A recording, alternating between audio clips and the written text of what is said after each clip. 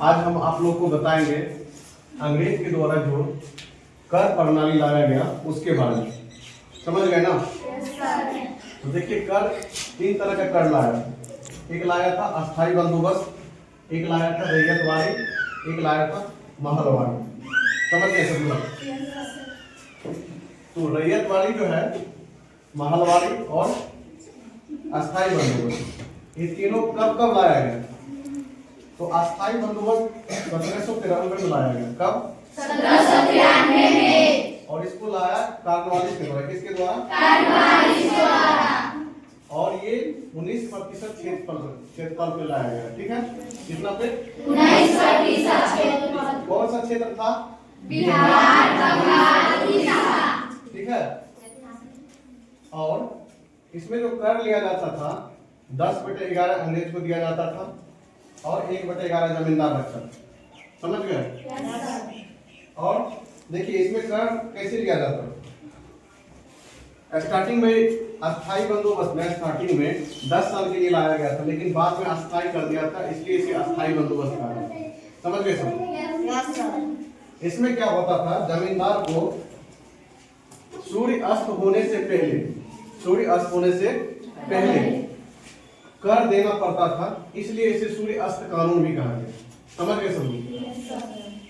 इसमें क्या होता था, किसान जो है जमींदार को टैक्स देता था। किसको? जमींदार को।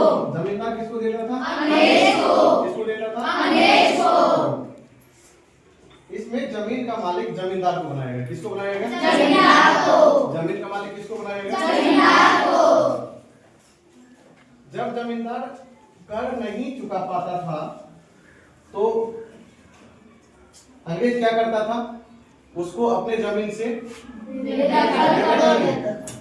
उसका जमीन को नीलामी कर देता था। क्या करता था? नीलामी कर देता था या जब्त कर देता था। तो यह जमींदार को अधिकार था कि अंग्रेज का कर चुकाने के लिए जमीन को बेच सकता था। जमींदार को जमीन बेचने का अधिकार था, लेकिन किसान को जमीन बेचने का अधिकार नहीं था। समझ गए सब लोग? तो यहाँ अगर किसान जमींदार को कर नहीं दे पाता था तो किसान क्या करता था? किसान साहूकार से ऋण लेता था। किससे? साहूकार से। जो जिसका ब्याज बहुत ज्यादा होता था। तो इसमें क्या हुआ, किसान का शोषण हुआ। समझ गए सब लोग? क्या हुआ? किसान का शोषण हुआ। अगर कभी फसल उत्पादन बहुत ज्यादा होता था तो किसान क्या करता था, जमींदार को टैक्स ज्यादा देता था। समझ गए ना? लेकिन अंग्रेज का टैक्स फिक्स था, जिसके कारण अंग्रेज को ज्यादा फायदा नहीं होता था। सबसे ज्यादा फायदा किसको होता था? जमींदार को। किसको? जमींदार को। तो इस व्यवस्था में भी बहुत कमियां थी। ठीक नहीं? कमियां क्या था? एक तो किसान का शोषण हुआ, साहूकार का बहुत ज्यादा उत्पत्ति हुआ। समझ गए ना? और जमींदार को फायदा हुआ, अंग्रेज को ज्यादा फायदा नहीं हुआ। समझ गए? फिर दूसरा व्यवस्था आया रैयतवाड़ी। कौन सा? रैयतवाड़ी। कौन सा? रैयतवाड़ी। रैयतवाड़ी व्यवस्था 1820 ईस्वी में रीड और मुनरो द्वारा लाया गया। किसके द्वारा? रीड और मुनरो द्वारा। हाँ। और जिस समय रैयतवाड़ी व्यवस्था आया उस समय गवर्नर जनरल था हेस्टिंग्स, वारेन हेस्टिंग्स। समझ गए ना? और यह 51% क्षेत्रफल पे लाया गया। कितना पे? 51%। वो क्षेत्र कौन सा था? बम्बई, मद्रास और असम। कौन सा? बम्बई, मद्रास और असम। बम्बई, मद्रास और असम क्षेत्र था। 51% क्षेत्रफल पे लाया गया। और इसमें कर जो था 30 से लेकर 50% तक था। समझ गए ना? कितना था? 30 से लेकर 50%। इसमें कर फिक्स नहीं था। समझ गए ना? कर फिक्स नहीं था, लेकिन अस्थाई बंदोबस्त में कर फिक्स था। समझ गए ना? तो इसमें अंग्रेज क्या किया था ना कि कर जो है डायरेक्ट किसान से लेता था। किससे? किससे लेता था? डायरेक्ट किसान। क्योंकि यहाँ पे किसान कर देता था जमींदार को, जमींदार अंग्रेज को। तो बीच में जो जमींदार था, बिचौलियों का जो काम करता था, इसको बहुत फायदा हुआ। लेकिन अंग्रेज जो चाह रहा था वो नहीं हो पाया, इसलिए यहाँ पे जमींदार को हटा करके डायरेक्ट किसान से टैक्स लिया। समझ गए ना? क्योंकि ये दक्षिण भारत की बात है और थोड़ा सा पूर्वोत्तर क्षेत्र का। तो यहाँ पे क्या होता था जमींदार नहीं होता, समझ गए ना? क्या होता था? जमींदार नहीं होता था। हाँ।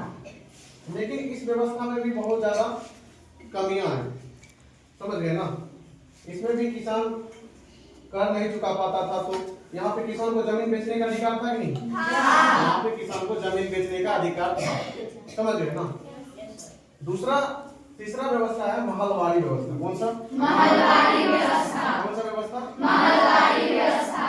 इसमें क्या कब आया था? 1822 में। कब? 1822 में। और लाया गया था किसके द्वारा? मैकेंजी के द्वारा। मैकेंजी के द्वारा। इसमें क्या हुआ? उस समय गवर्नर जनरल कौन था? Warren Hastings. कौन था? Warren Hastings. और ये जो क्षेत्रफल था 30% क्षेत्रफल था, समझ गए ना? Yes sir. और कौन सा क्षेत्र था? पंजाब, एमपी, गंगा द्वाब क्षेत्र और यूपी, समझ गए ना? इस क्षेत्र में लाया गया था। और इसमें क्या किया गया था? कर जो है 66% निर्धारित किया। कितना? 66%। लेकिन बाद में डलहौजी के द्वारा इसे कम कर करके 50% कर दिया। कितना? 50%। इस कर व्यवस्था में क्या था? इसका संरचना क्या था? किसान जो है कर देता था मुखिया को। किसको? मुखिया को। और मुखिया कर देता था अंग्रेज को। मुखिया जो होता था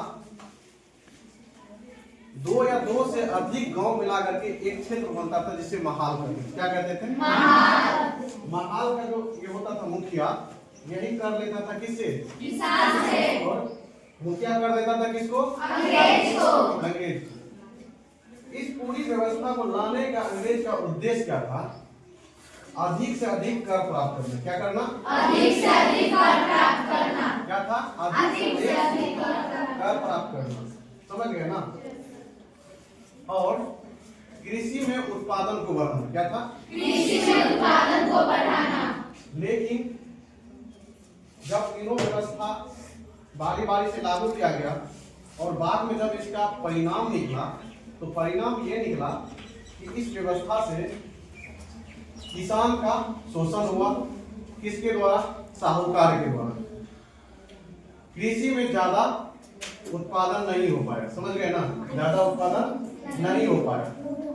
तो ये तीनों व्यवस्था का ये परिणाम, ठीक है? तो यही आज का क्लास।